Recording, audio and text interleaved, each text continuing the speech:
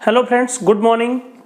आज मैं आपके सामने जो हमारा अगर एमपीपीएससी लोक सेवा की बात करें तो उसके एथिक्स में कुछ दार्शनिक विचारकों का उल्लेख है और उस दार्शनिक चिंतकों में एक प्रमुख चिंतक हैं चारवाक दर्शन या चारवाक चिंतक के रूप में बात होती है। इसमें चूंकि ये जो सिलेबस है आपका फिलॉसफी का है, दर्शन शास्त्र का है, तो दर्शन शास्त्र निश्चित ही किसी अन्य विषय से थोड़ा सा डिफरेंट होता है, उसकी टर्मिनोलॉजी अलग होती है, कुछ समझने में थोड़ी सी कठिनाई होती है। लेकिन अगर आप धैर्य पूर्वक देखेंगे वीडियो को, समझेंगे और हो सकता है आपको एक दो बार देखना पड़े तो ये निश्चित रूप से समझ में आएगा। मेरी कोशिश है इसको सरल से सरल शब्दों में आपको सामान्य अध्ययन के हिसाब से समझाना। हालांकि जो छात्र यूपीएससी की तैयारी कर रहे हैं और वहां पर चारवाक दर्शन फिलॉसफी उनका ऑप्शनल है, वहां भी यह उनको हेल्प करेगा। इसके अलावा अन्य प्रतियोगी परीक्षाओं में भी जहां भी चारवाक दर्शन है वहां ये उनको इस वीडियो से मदद मिलेगी। तो अगर हम चारवाक दर्शन की बात करें तो इसके जो आयाम हैं कि चारवाक दर्शन क्या था, पहले हम लोग इस चीज को समझेंगे कि चारवाक दर्शन से हम क्या समझते हैं और जब शब्द यूज होता है चारवाक तो उसका क्या आशय है। फिर हम देखेंगे कि चारवाक के जो दर्शन है, जो उसकी विचार प्रणाली है, वो कितने पक्ष हैं। जैसे मैंने बताया कि यहाँ पे 3 पक्ष हैं, ज्ञान मीमांसा, तत्व मीमांसा और नीति मीमांसा। फिर उसके बाद हम इस वीडियो में तीनों वीडियो को अलग अलग करेंगे क्योंकि आपकी समझ बेहतर हो, इसलिए मैं कोशिश करूंगा कि इनके जो तीनों पक्ष हैं, ज्ञान मीमांसा, तत्व मीमांसा और नीति मीमांसा, इसको मैं अलग अलग 3 वीडियो में समझाऊं ताकि आप समझ पाएं, ज्यादा बेहतर समझ पाएं कि कैसे इस चारवाक की क्या मतलब है। और इस वीडियो में मैं मुख्य रूप से चारवाक दर्शन का जो ज्ञान मीमांसा यानी ज्ञान शास्त्र है उस पर चर्चा करूंगा डिटेल में। उसके बाद नेक्स्ट वीडियो में हम उसके तत्व संबंधी विचार जो तत्व मीमांसा कहलाते हैं और अगले वीडियो में नीति मीमांसा यानी विचारों पे हम चर्चा करेंगे।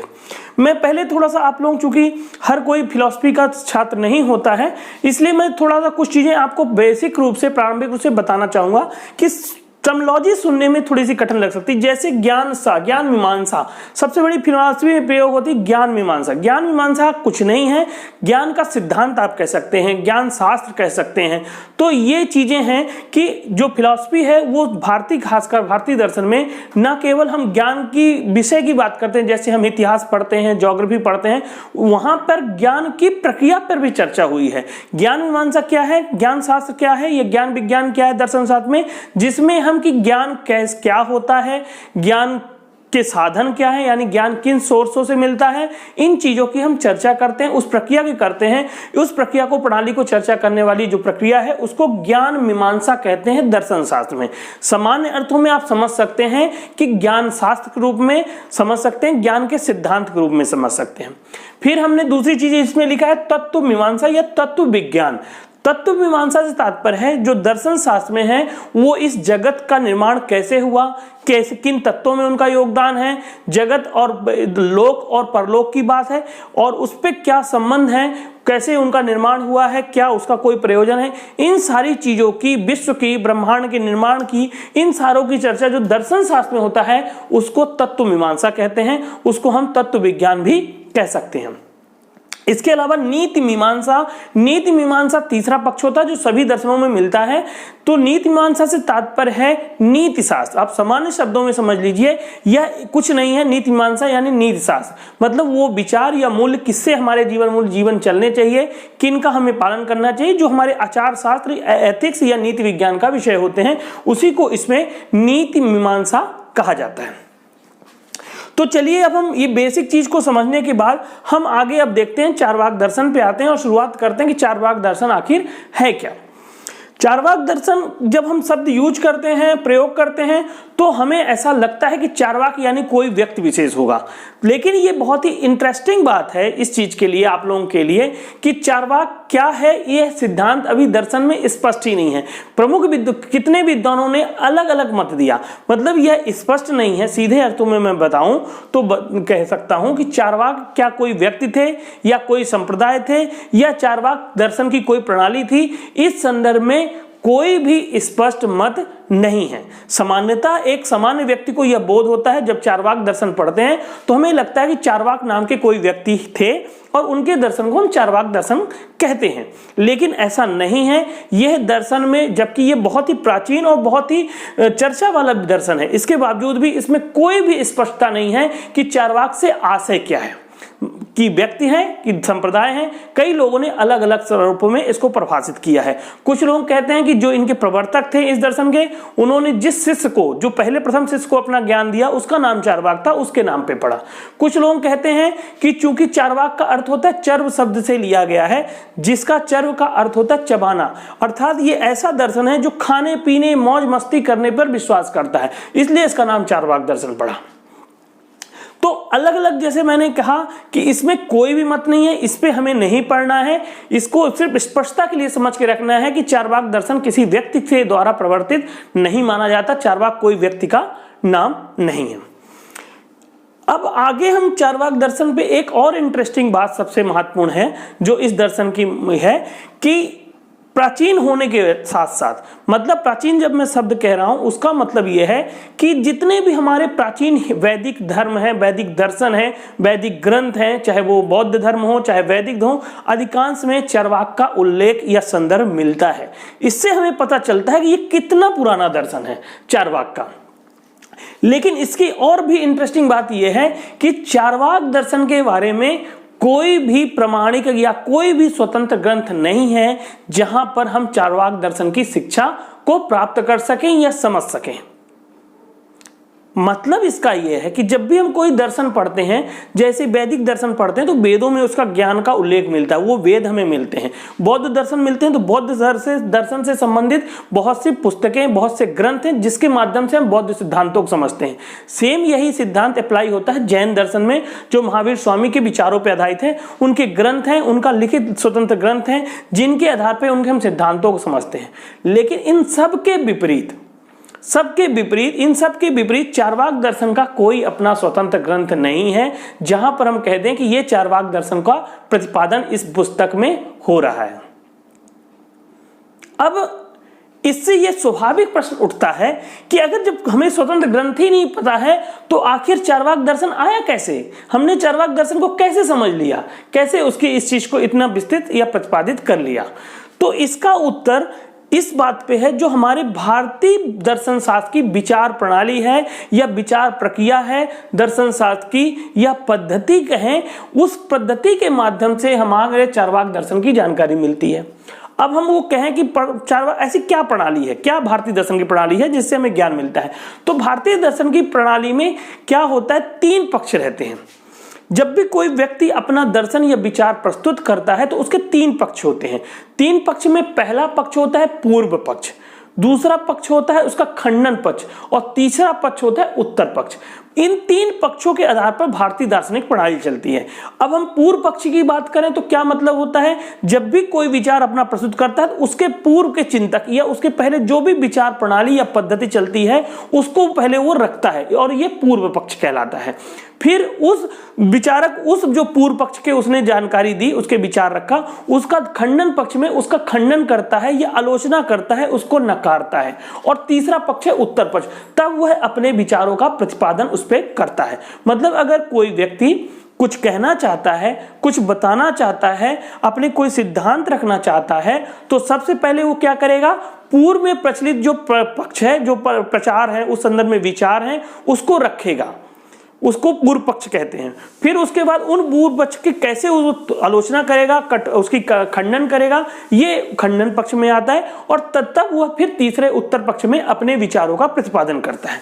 तो हम कहते हैं कि चारवाक का जो दर्शन है हमें इस विचार प्रणाली से मिलता है। अब आप समझ पाएंगे कि जो विभिन्न दर्शन हैं हमारे, वहां पर पूर्व पक्ष के रूप में चारवाक का उल्लेख है। मतलब जो अन्य हमारे दर्शन है, जो हमारे ग्रंथ हैं, जो विचार की प्रणाली है, हर उसमें पूर्व पक्ष के रूप में चारवाक के दर्शन को रखा गया है।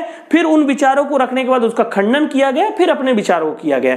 तो वो जो अलग अलग ग्रंथों में चारवाक के पूर्व पक्ष के रूप में उल्लेख किया गया है, वहां से चारवाक दर्शन हमें प्राप्त होता है। मतलब उसका कोई चार्वाक दर्शन का कोई प्रमाणिक ग्रंथ अपना स्वतंत्र ग्रंथ नहीं है। हम विभिन्न दर्शनों से चार्वाक दर्शन को लाते हैं और उसके आधार पर चार्वाक दर्शन की व्याख्या करते हैं।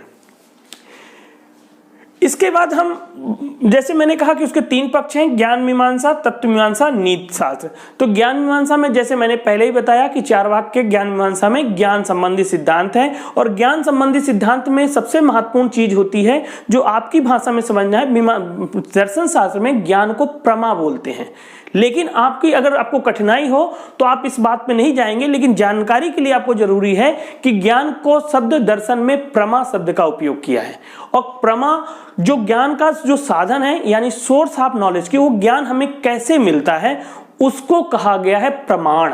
यानी ज्ञान का साधन, सोर्स ऑफ नॉलेज को दर्शन शास्त्र में प्रमाण बोला गया है।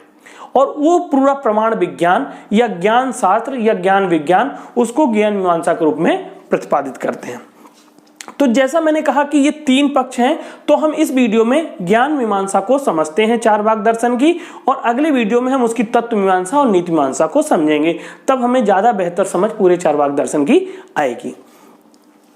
अगर हम चार्वाक दर्शन की ज्ञान मीमांसा या ज्ञान सिद्धांत की बात करें, तो इसका ज्ञान सिद्धांत प्रत्यक्षवाद पर आधारित है। प्रत्यक्षवाद पे आधारित है, इसका तात्पर्य है कि ये जो ज्ञान का सिद्धांत है चार्वाक का, उसके 2 पक्ष हैं। उसका सिद्धांत का नाम आप प्रत्यक्षवाद कहलाता है। और आप ये देखेंगे कि इस रूप में भी क्वेश्चन आ सकता है कि चार्वाक के प्रत्यक्षवाद की व्याख्या करिए या प्रत्यक्षवाद पर टिप्पणी करिए। तो प्रत्यक्षवाद ज्ञान के जो सिद्धांत है चार्वाक, उसको प्रत्यक्षवाद कहते हैं। उसके 2 पक्ष हैं।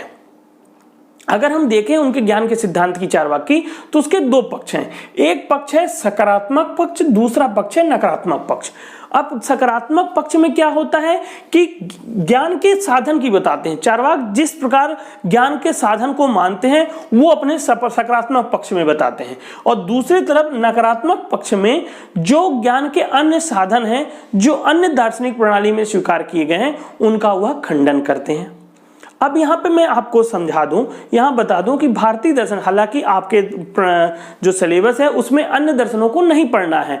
वेद दर्शन है, न्याय का दर्शन है, मीमांसा का दर्शन, जो अन्य भारतीय दर्शन है, उससे आपको सीधे तौर पे उसका अध्ययन नहीं करना है। लेकिन चूंकि यहाँ पे चर्चा हो रही, तो ये जानना जरूरी है कि जो ये विभिन्न दर्शन है उसमें ज्ञान के साधन के रूप में, यानी प्रमाण के कई संख्या मानी गई है।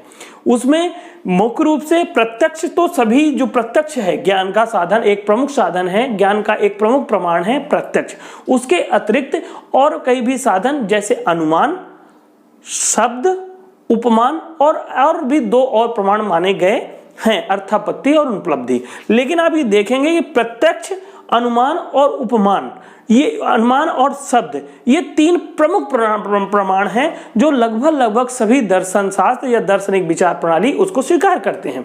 तो चार्वाक के जो प्रत्यक्षवाद का सिद्धांत है, ज्ञान का सिद्धांत है, तो पहले वो ज्ञान के अपने सकारात्मक पक्ष में वो कहते हैं कि ज्ञान का एकमात्र साधन प्रत्यक्ष है, और इसको साबित करने के लिए वो अपने नकारात्मक पक्ष में जो अन्य दार्शनिक विचारों के द्वारा ज्ञान के अन्य साधन, अनुमान और शब्द, इसको जो स्वीकार किया गया है, वो इसको खंडन करते हैं। तो हम पहले अगर हम सकारात्मक पक्ष की व्याख्या करें, तो उनका ज्ञान का सिद्धांत प्रत्यक्ष पर आधारित है। उनका, चार्वाक का कहना है कि जो वास्तविक ज्ञान है, जो प्रमाणिक ज्ञान है, वह केवल प्रत्यक्ष के द्वारा प्राप्त हो सकता है। अब प्रत्यक्ष का अर्थ क्या है? तो अगर हम इसके 2 अर्थ देखते हैं, एक सीमित अर्थ और एक विस्तृत अर्थ। प्रति अक्ष का सीमित अर्थ अगर हम बात करें, प्रति धन अक्ष बराबर प्रत्यक्ष। अगर हम प्रत्यक्ष को तोड़ें, संधि विच्छेद करें, तो प्रति धन अक्ष बराबर प्रत्यक्ष, यानी प्रति मतलब जो अक्ष के सामने हो, अक्ष के सामने मतलब आंख के सामने होने वाला ज्ञान प्रत्यक्ष ज्ञान कहलाता है। तो इस रूप में सीमित अर्थों में हमें आंख के माध्यम से प्राप्त होने वाला ज्ञान ही प्रत्यक्ष ज्ञान है। वही ज्ञान चार्वाक मानते हैं जिसको प्रत्यक्ष ज्ञान कहते हैं। दूसरी तरफ अगर देखें विस्तृत अर्थ में, तो यहाँ आंख के अलावा जो हमारी 5 ज्ञानेंद्रियां हैं, उन सबसे प्राप्त होने वाला ज्ञान, वस्तु का प्राप्त होने वाला ज्ञान ही प्रत्यक्ष सिद्धांत है। और यही इसकी व्याख्या है प्रत्यक्षवाद की, जो विस्तृत अर्थों में ली गई है कि 5 इंद्रियां, न केवल आंख बल्कि हमारी नाक, कान, जीभ और त्वचा, ये जो 5 ज्ञान इंद्रियां हैं, इसके माध्यम से होने वाले ज्ञान को प्रत्यक्ष ज्ञान कहते हैं, यानी प्रत्यक्षवाद कहलाता है। कि ऐसा विचार दर्शन या ऐसा दर्शन जो केवल ज्ञान के साधन को प्रत्यक्ष के द्वारा मानता है या प्रत्यक्ष को एकमात्र ज्ञान का साधन या प्रमाण मानता है, ऐसा सिद्धांत, ऐसा दर्शन प्रत्यक्षवाद कहलाता है। अब इसमें अगर हम आंख की बात करें तो आंख से रूप का परिचय मिलता है। रूप का, किसी चीज का आकार क्या है वो हमको आंख के माध्यम से मिलता है। कान के माध्यम से शब्द की या ध्वनि की हमें जानकारी मिलती है, उसका ज्ञान होता है। नाक के माध्यम से गंध के माध्यम से हम उस चीज का, किसी का ज्ञान हमें प्राप्त होता है। फिर आता है जिह्वा से हमें स्वाद का अनुभव होता है और त्वचा से किसी चीज की स्पर्श का अनुभव होता है। इस तरह 5 ज्ञान इंद्रियों से प्रत्यक्ष ज्ञान हमें प्राप्त होता है। तो चार्वाक का कहना है कि प्रत्यक्षमेव प्रमाणम, प्रत्यक्ष से होने वाला ज्ञान ही वास्तविक ज्ञान है। प्रत्यक्ष के लिए 3 चीजें होनी चाहिए। एक तो आपकी इंद्री, जिसको हम ज्ञान का साधन या स्रोत कहते हैं। दूसरा वस्तु, जिसको दर्शन शास्त्र में प्रमेय कहते हैं। और तीसरी चीज है प्रक्रिया, ज्ञान की प्रक्रिया कि साधन और जो उपमेय है या जो वस्तु है उसका आपस में कांटेक्ट, यानी जैसे हम कोई चीज को जीभ में लगाते हैं तो हमें उसके मीठेपन या कड़वेपन का एहसास होता है। मतलब हम कोई मीठा पदार्थ है, एक पदार्थ होना चाहिए। दूसरा इंद्री, जो ज्ञान का स्रोत है, जिह्वा होनी चाहिए। और लेकिन जीभ प्रक्रिया में सन्निकर्ष होना चाहिए, कांटेक्ट होना चाहिए। मतलब किसी वस्तु का ज्ञान हम तब होगा जब हम जीभ में उसका स्वाद ग्रहण करेंगे, तभी हमें उसका ज्ञान होगा। तो इस रूप में चार्वाक यहाँ पे कहते हैं कि 5 ज्ञान इंद्रियों से जो वस्तु का ज्ञान प्राप्त होता है वही वास्तविक ज्ञान होता है, वही प्रत्यक्ष। केवल हमें ज्ञान की प्राप्ति प्रत्यक्ष के माध्यम से होती है। इसलिए इनके सिद्धांत को प्रत्यक्षवाद कहते हैं, क्योंकि सिर्फ ये प्रत्यक्ष पर आधारित ज्ञान को ही प्रमाणिक ज्ञान मानते हैं। और उनका ये कहना है चार्वाक का कि प्रत्यक्ष का ज्ञान प्रमाणिक ज्ञान इसलिए है क्योंकि प्रत्यक्ष से प्राप्त होने वाला ज्ञान संदेह रहित होता है, उसमें निश्चितता होती है, उसमें भी कोई भी भ्रामक ज्ञान नहीं प्राप्त होता। और इसको ये जैसे हम कहते हैं प्रत्यक्षम किम प्रमाणम, मतलब प्रत्यक्ष के द्वारा प्राप्त होने वाले ज्ञान को किसी अन्य प्रमाण की आवश्यकता ही नहीं हो जाती। मतलब जो प्रत्यक्ष से हमें ज्ञान मिलता है वो निश्चित होता है, संदेह रहित होता है और उसमें कोई भी भ्रामकता नहीं होती। इसलिए चार्वाक कहते हैं कि सिर्फ ज्ञान की प्राप्ति का एकमात्र साधन प्रत्यक्ष है। और यहां प्रत्यक्ष को विस्तृत अर्थों में ही समझना है कि 5 ज्ञानेंद्रियों के माध्यम से होने वाला जो ज्ञान है वही प्रत्यक्ष ज्ञान है। अब हम इसकी दूसरी पक्ष की बात करें तो जब चार्वाक ने सिर्फ प्रत्यक्ष को ज्ञान का एकमात्र साधन माना तो यह स्वाभाविक जरूरी था कि जो अन्य दर्शन जो प्रमुख रूप से अनुमान और शब्द जिनको भी ज्ञान का साधन मानते हैं वो इसको खंडन करते हैं, उनकी आलोचना करते हैं अपने तर्कों से कि कैसे अनुमान को और शब्द को ज्ञान का साधन नहीं माना जा सकता। तो अनुमान शब्द से मतलब है दूसरा ज्ञान का साधन माना जाता है दार्शनिक प्रणाली में अनुमान। और अनुमान का मतलब है पश्चात ज्ञान। पश्चात ज्ञान से तात्पर्य है कि किसी को चीज को देखकर उसके बाद में होने वाला ज्ञान अनुमान कहलाता है। जैसे हम सीधे अर्थों में समझे तो धुएं को देखकर ही हमें अग्नि का अनुमान होता है। हम अग्नि का नहीं देखते हैं, सीधे रूप से अपनी आंख से अग्नि को नहीं देखते हैं। हम किसी स्थान विशेष में किसी पर्वत पे धुआं उठते हुए देखते हैं तो हमें तुरंत ही ज्ञान हो जाता है कि अनुमान कि वहां पर आग है। अगर धुआं उठ रहा है तो वहां आग है, मतलब धुएं को देखकर आग का अनुमान करना। तो यह अनुमान इस रूप में अनुमान यहां पर ज्ञान का साधन है। यहां हमें जो प्राप्त होने वाला जो ज्ञान है यह अग्नि का ज्ञान है, वो हमें प्रत्यक्ष से प्राप्त ना होकर हमें धुएं के आधार पर अनुमान कर रहे हैं। और इस धुएं के अनुमान जो ये ज्ञान का अनुमान है, अनुमान का उसका आधार जो है उसका खंडन चार्वाक दर्शन अपने दार्शनिक प्रणाली में करते हैं। पहली चीज वो ये कहते हैं कि जो ये अनुमान का आधार है वो क्या है, अनुमान हम किस आधार पे करते हैं। जैसे हमें कोई चीज की आप व्यवहारिक रूप से हम समझे, हमारे घर में घंटी बजती है अगर, तो हमें लगता है हमारे दरवाजे पे कोई आ गया है, तो ये क्या ज्ञान पे है, अनुमान पे है। तो अनुमान का आधार क्या है कि बार बार होने वाला उदाहरण, अगर हम उसको कहें दर्शन की भाषा में थोड़ा सा कठिन लगेगा। दर्शन की भाषा में अनुमान का जो आधार है उसको व्याप्ति संबंध कहा गया है। अब व्याप्ति संबंध जो है वो आपके समझने के लिए थोड़ा कठिन हो सकता है, तो इसको समझिए रिपीटेशन वाला जो संबंध है, अर्थात हम जो हमारे अनुभव में हम बार बार देखते हैं कि जब भी आग जलती है तो धुआं उठता है, तो हमें हमेशा ये ज्ञान होता है कि आग और धुएं का एक संबंध है, मतलब आग और धुएं का एक अनिवार्य संबंध है, निरंतर संबंध है। तो इस ज्ञान के आधार पर जब भी हमें कहीं धुएं का ज्ञान होता है, जहां कहीं भी हमें धुएं का प्रत्यक्ष होता है, उसके आधार पर हम अग्नि का अनुमान कर लेते हैं। तो ये इसका जो ये संबंध है हमारे दिमाग में जो बैठा हुआ एक ऐसा संबंध है अग्नि और धुएं के बीच का, उसको व्याप्ति संबंध दर्शन में कहते हैं, जो एक प्रकार का सामान्य प्रकार का संबंध है। तो जो चार्वाक है वो उस व्याप्ति संबंध को काटते हैं। उनका कहना है कि ये जो व्याप्ति संबंध है ये भी अनुमान है। तो वो कहते हैं कि अनुमान इसलिए प्रमाणिक नहीं माना जा सकता क्योंकि ये व्याप्ति पे आधारित है, एक संबंध पे आधारित है, और संबंध ये कोई प्रमाणिक नहीं है। इस संबंध का हमें ज्ञान प्रत्यक्ष के द्वारा होता नहीं, जैसा उन्होंने पहले ही कहा कि प्रत्यक्ष को एकमात्र ज्ञान मानते हैं। तो अब वो इस संबंध को भी खंडन करते हैं कि इस संबंध का तो हमें कभी ज्ञान ही नहीं होता कि अग्नि और धुएं में संबंध है, तो प्रत्यक्ष के द्वारा हम इस संबंध को देख नहीं सकते। और दूसरी चीज कि जो दोनों के संबंध को हम अनुभव के आधार पर कहते हैं, तो वो कहते हैं कि हम सभी जगह जो हमारा अनुभव होता है वो सीमित होता है। हम भूतकाल में भी जाकर या कि दूसरी तरफ वर्तमान काल पर भी सभी संबंधों को हम नहीं देख सकते कि जहां जहां अग्नि है वहां वहां धुआं भी होगा, या धुआं जहां जहां है वहां अग्नि होगा। ऐसे संबंध की स्थापना करने के लिए हमें सभी उदाहरणों का या सभी अनुभवों को देखना होगा, और हमारे अनुभव चूंकि सीमित हैं, तो इस सीमित अनुभव के आधार पर हम एक व्यापक सिद्धांत का अनुमान कर रहे हैं, और चूंकि अनुमान ही को ही हम खंडन कर रहे हैं और अनुमान के आधार पर हम अनुमान को प्रमाणित करें, तो यह एक प्रकार का दोषपूर्ण होगा। तो इस रूप में चार्वाक अपने तर्कों की प्रणाली से अनुमान के उस संबंध जो आधार है व्याप्ति संबंध, उसका ही खंडन करते हैं।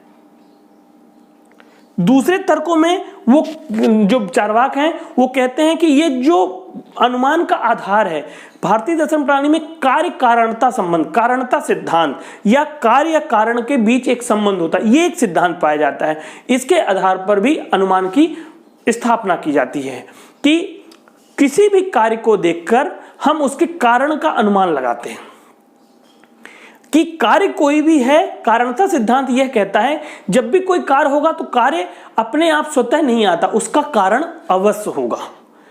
यानी कोई इफेक्ट है तो उसका काज भी होगा।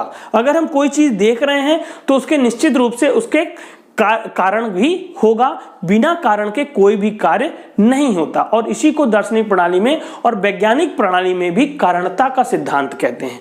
तो कारणता के सिद्धांत भी अनुमान का एक प्रमुख आधार है, और चार्वाक अपनी दार्शनिक प्रत्यक्षवादी प्रणाली के माध्यम से इस कारणता सिद्धांत को भी खंडित कर देते हैं। उनका कहना है कि कारणता सिद्धांत अपने आप में एक अनुमान है, अतः अनुमान के आधार पर अनुमान को सिद्ध नहीं किया जा सकता। तो वो कारणता सिद्धांत को भी नकार देते हैं और कहते हैं कि कार्य और कारण का संबंध भी सभी जगह हम प्रत्यक्ष रूप से नहीं देख पाते, यह भी एक प्रकार का अनुमान है।